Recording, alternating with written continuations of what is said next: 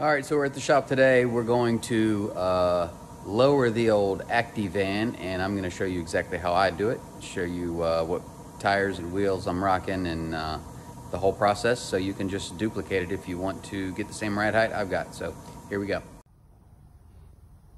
Okay, so what we're gonna do here on the rear is we are going to remove this center leaf spring.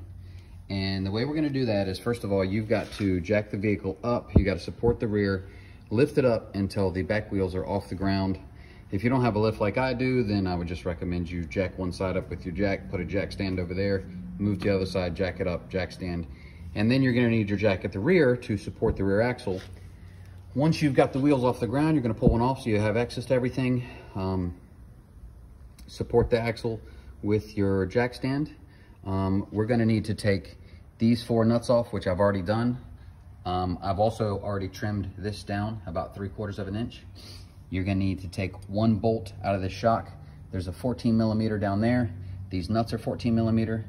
Once we've got this off, there is 1 bolt that goes through that holds all these together. That's a 12 millimeter. So really that's all you need is a 14 and a 12. Once we take this off, we're gonna have to pry one of these open a little bit to slide this center shackle out.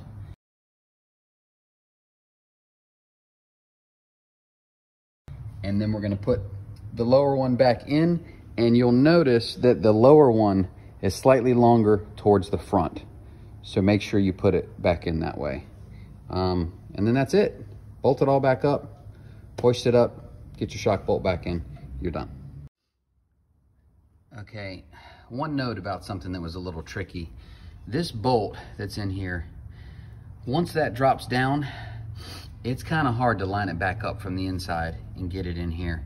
So what I did is I got another bolt and I just dropped it down in here, moved my shackles around until the bolt dropped into place. Then I jacked the axle up so this was all tight. Then I knew all this was lined up. Then I reached underneath with the old bolt and I could feel the head of the new bolt I had dropped in there. And then I basically lined it up to touch the new bolt and then push the new bolt up and out, if that makes sense. That part's just a little tricky. Okay, so I got these Supermax mini truck progressive springs right here. And I am, we're just gonna do trial and error here. I'm gonna cut it right here. So we'll call that 1.5 coils. And I'm cutting it from the wider stack of coils. Is this gonna be the best setup? I don't know. Is it gonna give me the right height I want? I don't know. This is trial and error. I fully expect to cut this, maybe pull it off, cut some more, maybe add a helper spring back on top. We'll find out. Let's see. Okay, so to get the shock out, you gotta take a bolt out here, which I already have out. And I recommend that you mark the front of your shock and your steering knuckle, because that needs to line back up for that bolt to go back in.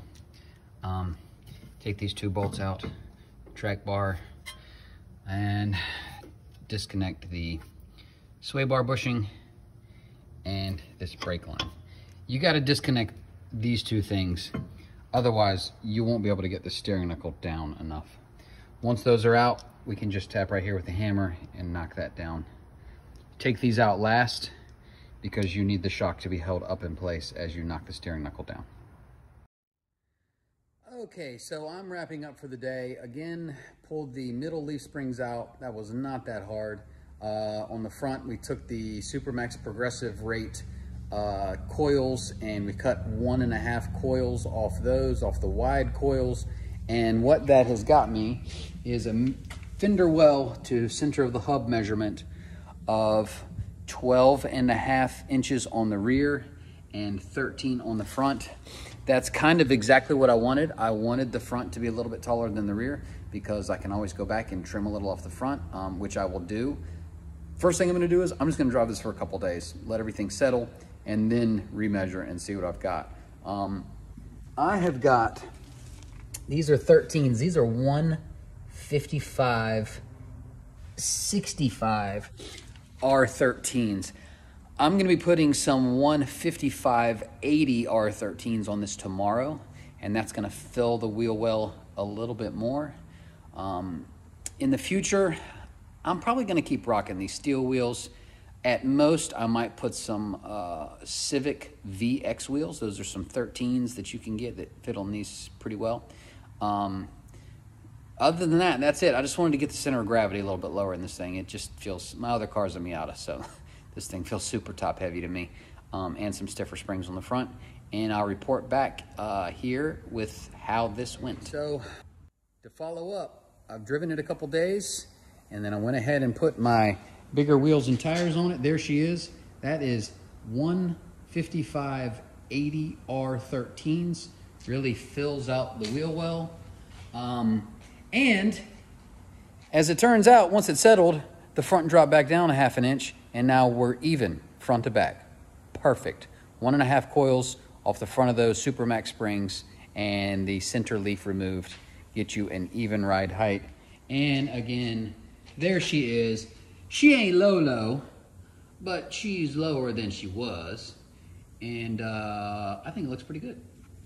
So hopefully you can take this and reproduce it, and there won't be any guessing involved. You can just run through it. I will tell you what, it did not take that long. I have a spring compressor, so you got to sort that out. And I have a lift. But I feel like if I had to do this again right now, I could do all of it in 2 hours. Piece of cake.